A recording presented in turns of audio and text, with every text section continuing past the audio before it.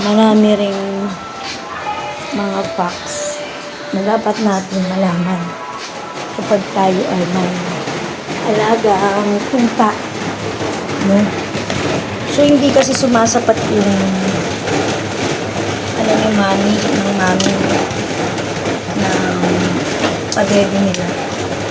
Kaya kailangan talaga natin sila ay pakainin din ng dog food, no? Dog food talaga, pang pati. Ito siya. As meron akong pangdurog ng dog food. So, ayan. Kasi kinukulang talaga si mami. Kinukulang talaga yung mami nila. So, kailangan mo na ito, pangdurog para sa dog food. And then, syempre, hindi naman ganun tayo kayaman.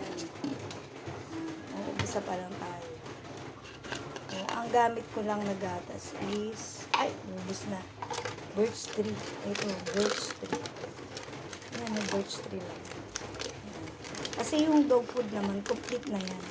Yung birch tree lang kasi para mayroon din sila. Kasi kumbaga sa tao, di ba? Kailangan din nila ng gatas. So yung iba, nakita ko sa YouTube, ginagamit nila. Bird brand. Depende naman, basta hindi nagtatai yung aso nila. Okay yan. Diba? So gagawin natin ito. Dudurugin natin ito. So, kung meron kayong ganyan, durugan. Kung wala naman, pwede nyong ibabad muna sa tubig. Then, antayin yung lumambot. Ganun lang. Ayan. Sige. Ayan. Nakikita nyo.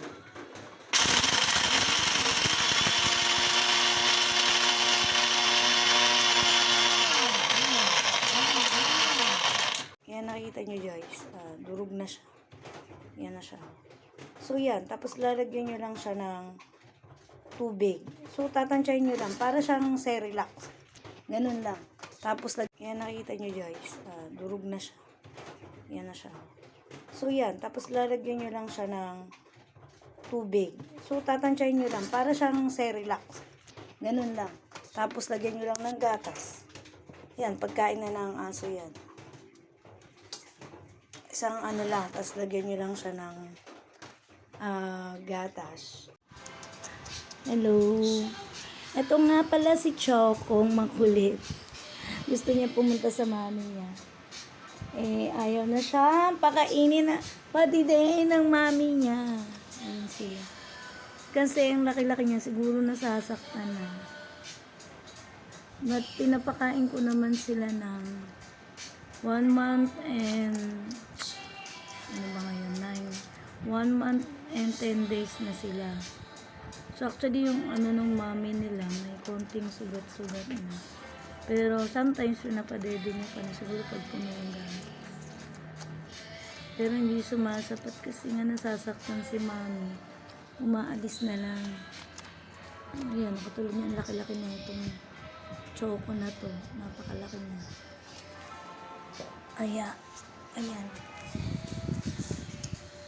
Ayan siya. Magatas naman si mami, kaya ayan, nagagawan sila. Ang laki nitong isa eh. Ayan, ang laki. Ayan sila eh. Nakahiga si Tani. Actually, ang kaliligo lang nila na first time nila maligo, ayan. Hindi pa nakontento yan, pinakain ko pa yan ng kanilang dog food.